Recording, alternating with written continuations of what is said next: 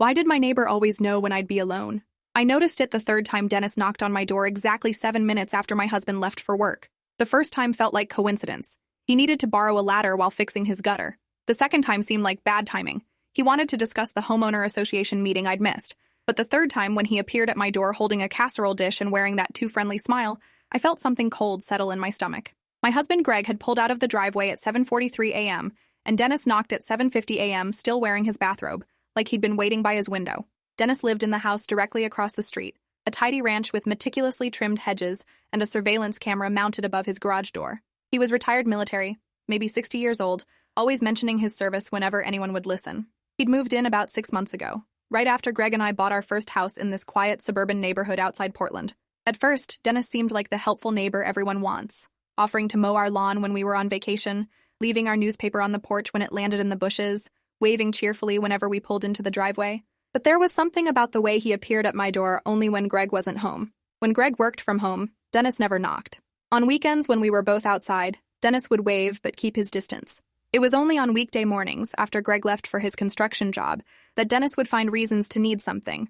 The casserole dish he was returning had been sitting in his kitchen for 3 weeks, yet he chose 7:50 a.m. on a Thursday to bring it back. I opened the door just wide enough to take the dish, thanked him quickly, and started to close it. Dennis put his hand against the doorframe, not aggressive but firm enough to stop the door's movement. He said he'd noticed I was home alone a lot during the day and wanted to make sure I felt safe in the neighborhood. His tone was concerned, almost fatherly, but his eyes swept past me into the living room like he was cataloging what he could see. I told him I felt perfectly safe and that Greg would be home soon, which was a lie. Greg wouldn't be back until 6 p.m. Dennis smiled and said he was glad to hear it, then mentioned he'd installed his security camera specifically to keep an eye on the street. He said he could see everything from his living room, every car that drove by, every person who walked past, every time someone came or went from my house. He said it like he was doing me a favor, like his constant surveillance was a gift. I closed the door and locked it, then stood in my entryway feeling shaken in a way I couldn't fully explain. Dennis hadn't done anything overtly threatening. He'd been friendly, helpful even, but something about knowing he watched my house from across the street made my skin crawl. I looked out the front window and saw him still standing on my porch for several seconds before he turned and walked back across the street. When he reached his driveway, he looked back at my house once more before going inside. I texted Greg about the interaction, trying to describe why it felt wrong, but my words looked paranoid when I typed them out. Greg texted back that Dennis was probably just lonely and bored in retirement, that I shouldn't read too much into neighborly friendliness. The next week, Dennis knocked again, this time at 8:15 a.m., exactly 10 minutes after Greg left. He said he'd found a package on his porch that was actually addressed to us.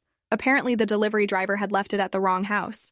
But the package had my name on it, my correct address clearly printed, and there was no logical reason it would have ended up at Dennis's house unless he'd taken it himself. I thanked him and reached for the package, but Dennis held onto it for a moment, asking what was inside. I told him it was just books, which was true, and he finally handed it over, saying he'd make sure to watch for any future deliveries to ensure they didn't get misplaced again. That same afternoon, I was working in my home office when I glanced out the window and saw Dennis standing in his driveway, phone raised, pointed at my house. He wasn't trying to hide it. When he noticed me in the window, he lowered the phone and waved, then went back inside. I told myself he might have been taking a photo of something else, maybe a bird or the tree between our properties, but the angle was wrong. His phone had been aimed directly at my front door and living room window. I started closing all the curtains during the day, working in the interior rooms where Dennis couldn't see me from his house. Greg came home that evening and noticed all the curtains drawn. When I explained about Dennis and the phone, Greg looked frustrated but not concerned. He said I was letting my anxiety get the better of me, that Dennis was probably just taking photos of his own house for insurance documentation or something innocent. Greg had met Dennis a few times. They'd talked about power tools and lawn maintenance, and he saw Dennis as a harmless old guy with too much time on his hands. Greg suggested I was being paranoid because I worked from home alone and had too much time to overthink things. The comment stung because I'd struggled with anxiety in the past, and Greg knew how to make me doubt my own perceptions, but I wasn't imagining the pattern. I started writing down every time Dennis appeared at my door or in his driveway when Greg was gone. Over 2 weeks, Dennis knocked on my door or intercepted me outside 7 times, always when I was alone, always with some flimsy excuse. He needed to know my thoughts on neighborhood snow removal policies. He wanted to warn me about a suspicious car he'd seen driving slowly down our street. He had questions about the brand of mulch we'd used in our garden beds. Each interaction lasted longer than the previous one, with Dennis finding ways to extend the conversation, asking personal questions about my work, my schedule, whether Greg and I were planning to have children soon.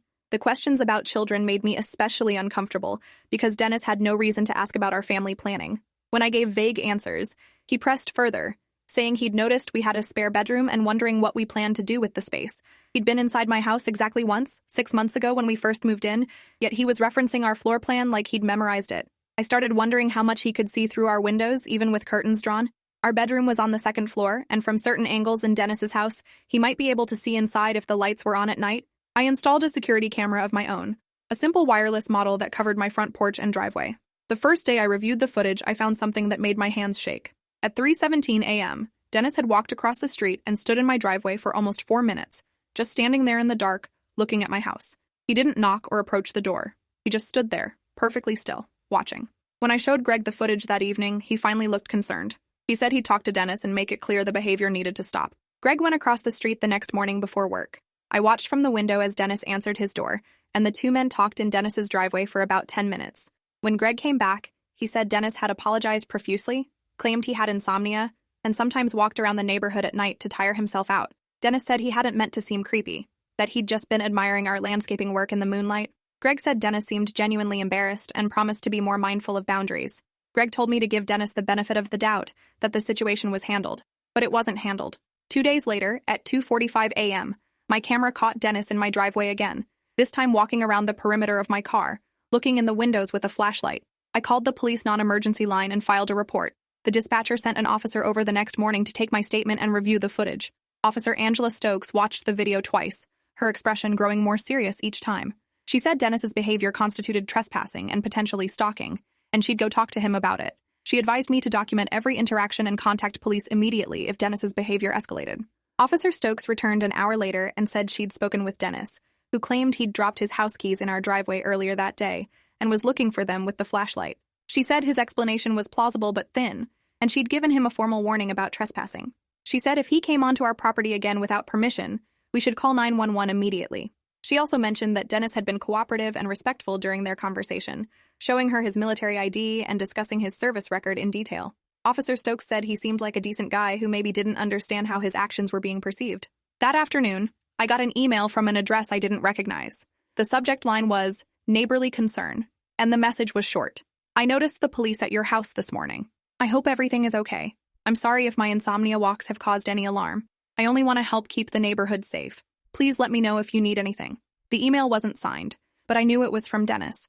The fact that he had my email address, which I'd never given him, made me feel violated in a new way. I forwarded the email to Officer Stokes and asked how Dennis might have obtained my contact information.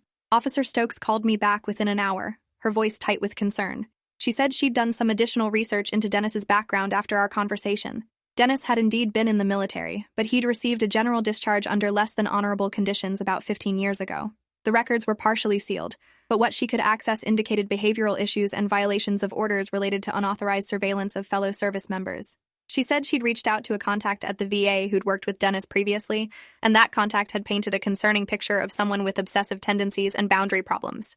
Officer Stokes said she was elevating my case to the detective division, and that someone would contact me soon. In the meantime, she advised me to avoid any direct interaction with Dennis, to keep my doors and windows locked at all times, and to call 911 if Dennis approached my property or tried to contact me again. She said the email alone, given the context of his previous trespassing and the way he'd obtained my address, could potentially constitute harassment. She asked if I'd be willing to pursue a restraining order if the detective agreed it was warranted. I said yes without hesitation. That night, Greg and I had our first real fight about Dennis. Greg was upset that I'd called the police without discussing it with him first. He said Dennis was a veteran who deserved respect, and that I was escalating a situation that could have been resolved through direct communication. I told Greg about Dennis's discharge and the surveillance issues in his military record. Greg said that information was probably confidential and that Officer Stokes shouldn't have shared it with me. He accused me of trying to destroy a lonely old man's reputation because I was uncomfortable with friendly neighborly interaction. I asked Greg why he was more concerned about Dennis's feelings than my safety, and Greg said I was being dramatic and paranoid. We didn't speak the rest of the night. I slept in the spare bedroom with my phone on the nightstand and my security camera app open. At 3:30 a.m., Motion activated my camera.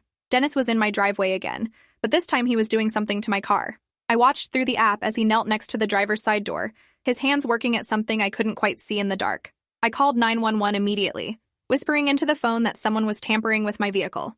The dispatcher said officers were en route and to stay inside with doors locked. 2 patrol cars arrived within 6 minutes, lights flashing but no sirens. I watched from my bedroom window as officers approached Dennis, who was still crouched next to my car.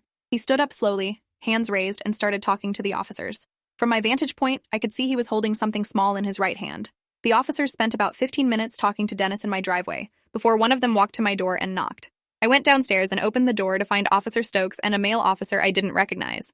Officer Stokes said Dennis claimed he'd seen a flat tire on my car and was leaving a note under my windshield wiper to let me know.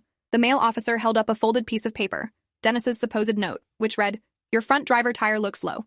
Better check it before driving." Officer Stokes' expression made it clear she didn't believe Dennis's explanation. She said they'd searched Dennis and found a small GPS tracking device in his pocket, the kind you could buy online for about $30.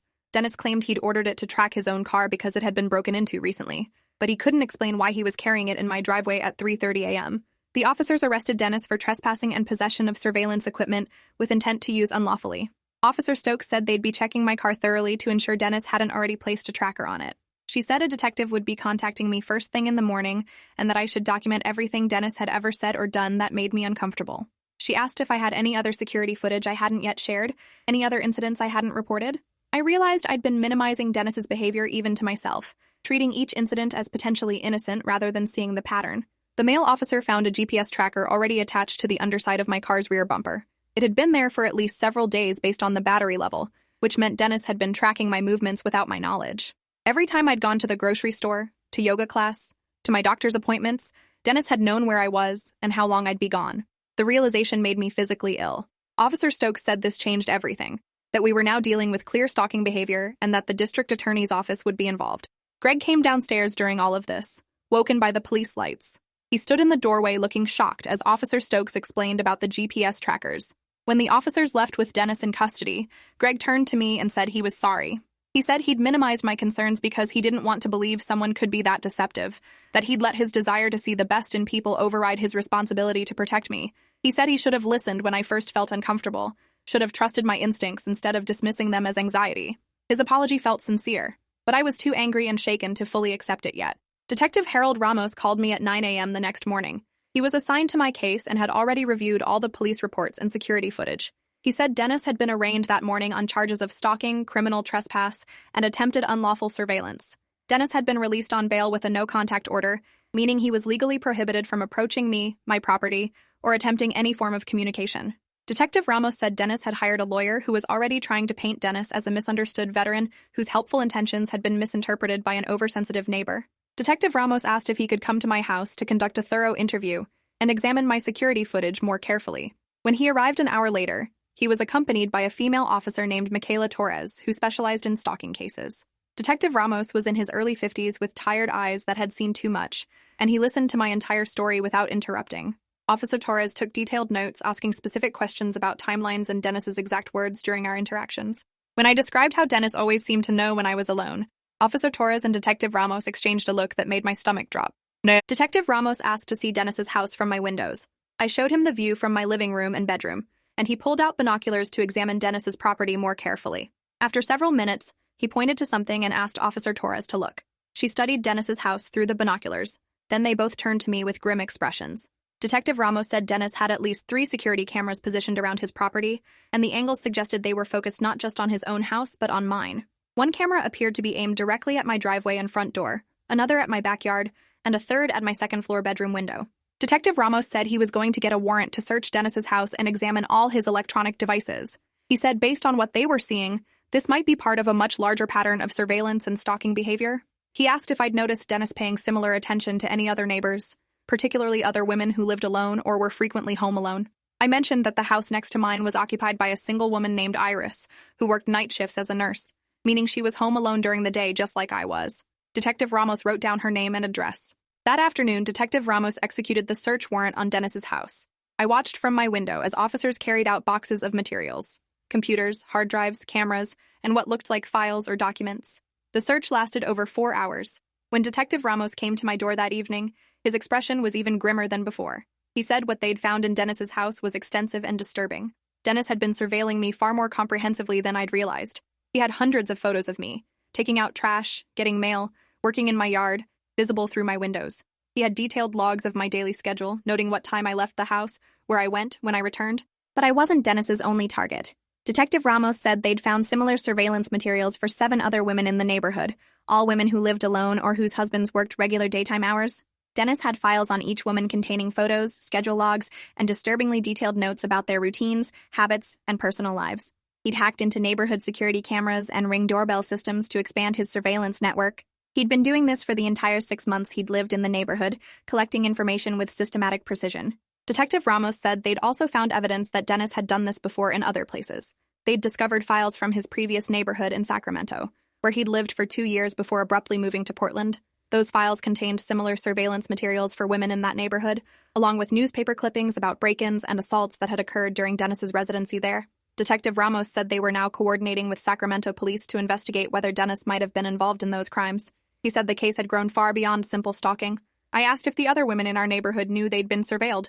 Detective Ramos said officers were in the process of contacting each of them with the news. He said several of the women had already reported feeling watched or uncomfortable around Dennis, but, like me, had dismissed their concerns or been told they were overreacting. One woman, Iris, the nurse next door, had filed a police report 3 months ago claiming someone had been in her house while she was at work, though nothing appeared to be stolen. She'd noticed small things moved or disturbed. Her underwear drawer open, photos on her phone scrolled through. The position of items on her nightstand changed. No. Detective Ramos said that in light of Dennis's extensive surveillance operation, they were now reopening Iris's case and examining whether Dennis had been entering homes while the occupants were away. The GPS tracker on my car suggested Dennis had been tracking when I left the house, potentially to know when it was safe to enter. Detective Ramos asked if I'd ever noticed anything similar. Items moved, a sense that someone had been in my house when I wasn't home. I thought back over the past 6 months and realized there had been small things. A kitchen cabinet left open that I was sure I'd closed. My laptop in a slightly different position on my desk. Photos on my phone that I didn't remember taking. I'd blamed myself for being forgetful or distracted. Detective Ramos's expression grew even darker as I described these incidents. He said he wanted to bring in a forensic team to examine my house for any evidence that Dennis had been inside. Fingerprints, DNA, or signs of entry. He said based on what they'd found in Dennis's house, including lock-picking tools and several sets of keys that didn't match any of Dennis's own locks, they believed he'd been systematically entering the homes of women he surveilled. Officer Torres added that this behavior pattern was consistent with escalating stalker types who often progressed from surveillance to trespass to physical assault. She said I'd been extraordinarily lucky to have noticed Dennis's pattern early and taken action. The forensic team arrived the next morning and spent 6 hours processing my house. They found Dennis's fingerprints in several locations he had no legitimate reason to be. My bedroom, my bathroom, my closet. They found a tiny camera hidden in my bedroom smoke detector, positioned to record the entire room, including my bed. The camera was wireless and had been streaming footage to Dennis's computer for the past 2 months. I felt physically sick knowing Dennis had watched me sleep, watched me change clothes, watched the most private moments of my life. Greg held me while I cried, both of us trying to comprehend the violation. Detective Ramos said the hidden camera and evidence of Dennis entering my home elevated the charges significantly. Dennis was now facing felony burglary, felony stalking, unlawful surveillance, and multiple counts of violating privacy. The district attorney was building a case that could result in 15 to 20 years in prison if Dennis was convicted on all counts. Detective Ramos said they'd found similar hidden cameras in the homes of 3 other women in the neighborhood, all placed by Dennis during their absences. He said this was one of the most extensive stalking operations he'd seen in his 20-year career. The news media picked up the story within days. Local reporters described Dennis as a suburban predator who'd used his military surveillance training to target vulnerable women. Neighbors I'd never met started contacting me, apologizing for not taking Dennis more seriously when he'd mentioned watching the neighborhood. Several people said Dennis had made them uncomfortable with his constant monitoring and questions about their schedules, but they'd written it off as retired military behavior or boredom. One neighbor said Dennis had explicitly told him that he kept special watch on the pretty young wives who were home alone during the day, framing it as protective rather than predatory. The preliminary hearing revealed even more disturbing details. Dennis's lawyer tried to argue that his client's surveillance was motivated by neighborhood security concerns, that Dennis had been trying to prevent crime by monitoring suspicious activity. But the prosecution presented evidence that demolished this defense. Dennis had written extensive fantasy narratives about the women he surveilled, sexual in nature, describing scenarios where he would rescue them from various dangers, and they would be grateful enough to engage in sexual acts with him. He'd created fake social media profiles to friend request these women and gain access to their personal information and photos. Most disturbingly, Dennis had been planning to escalate his behavior. Prosecutors found evidence on his computer showing he'd researched chloroform, purchased zip ties and duct tape, and created a detailed plan for abducting one of his targets, a woman named Claire who lived 3 houses down from me. Claire was a teacher who'd recently separated from her husband and was living alone with her 2 young children. Dennis's notes indicated he'd been tracking her schedule for months, waiting for a night when her children were at their father's house. He'd planned every detail down to how he'd disable her security system and which window he'd use to enter her house. Claire testified at the hearing that Dennis had offered multiple times to help her with yard work or watch her children, always emphasizing how hard it must be for her as a single mother. She'd accepted his help twice, once when he mowed her lawn and once when he fixed her broken garage door opener.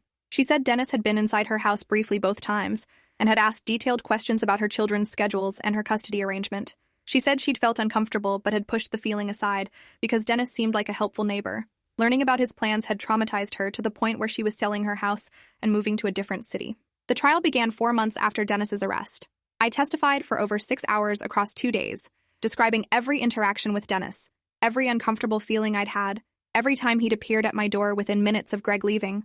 The defense attorney tried to make me seem paranoid and oversensitive, suggesting I'd misinterpreted friendly neighborly behavior because of my personal anxiety issues.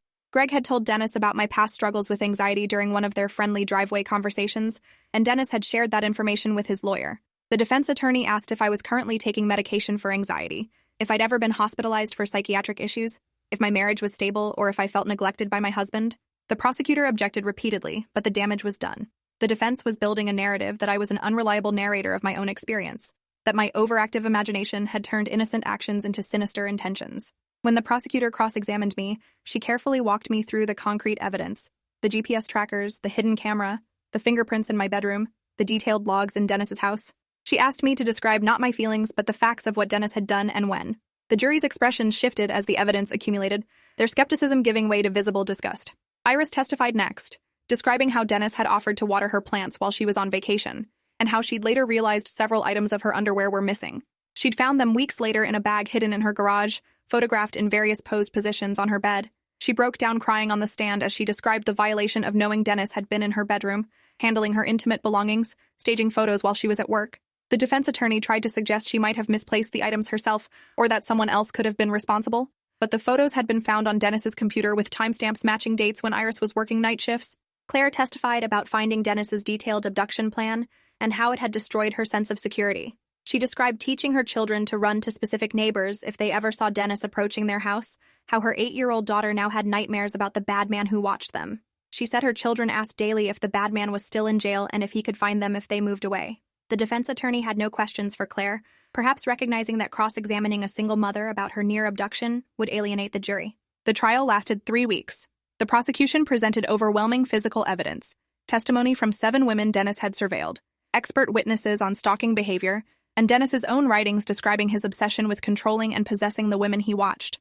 The defense presented character witnesses, fellow veterans who'd served with Dennis years ago, a therapist who'd treated Dennis for PTSD, and insisted his client's behavior stemmed from hypervigilance developed in combat rather than predatory intent.